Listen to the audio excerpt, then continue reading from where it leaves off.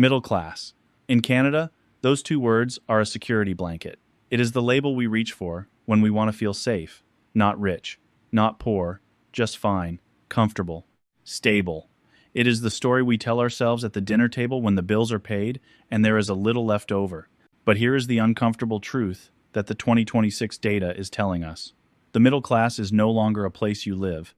It is not a neighborhood. It is not a house. It is not a tax bracket you settle into for life. It is a treadmill.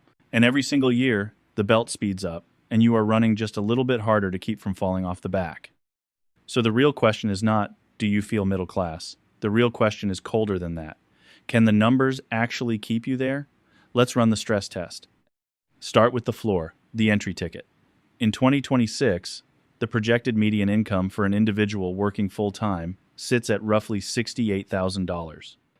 Combine two earners into a household, and that median climbs to about $112,000. On paper, $112,000 sounds like a solid, respectable, we made it number.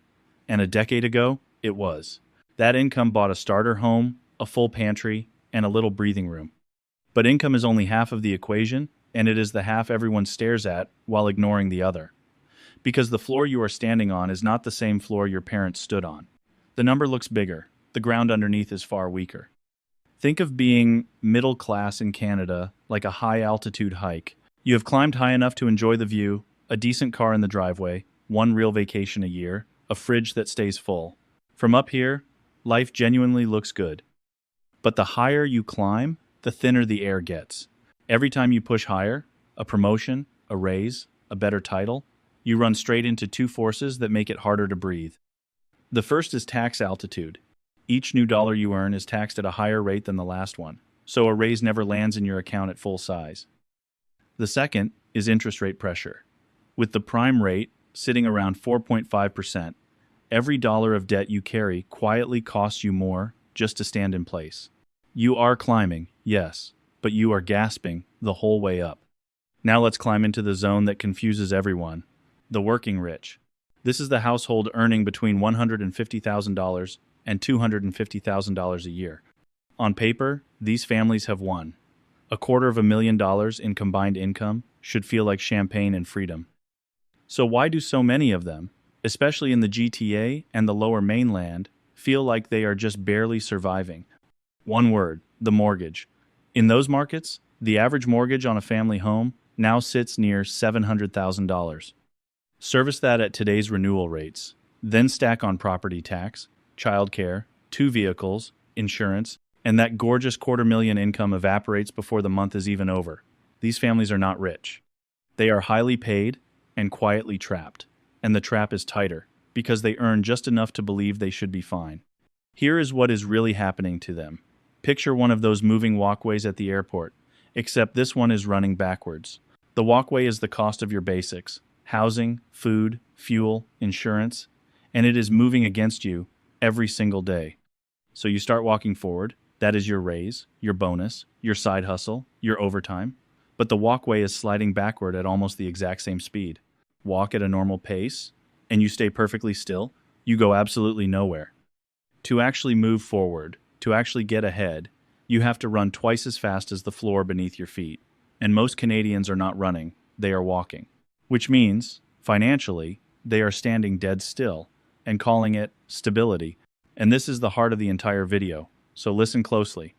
Being middle class in 2026 is not about the number on your T4 slip. It is not about what you earn.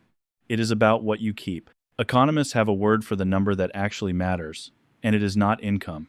It is net retention, the share of every dollar that survives long enough to actually become yours. You can earn $200,000 and retain almost nothing. Or you can earn $70,000 and quietly build a fortress. Income is the performance. Net retention is the truth. And almost no one is measuring it. So where does all the money actually go?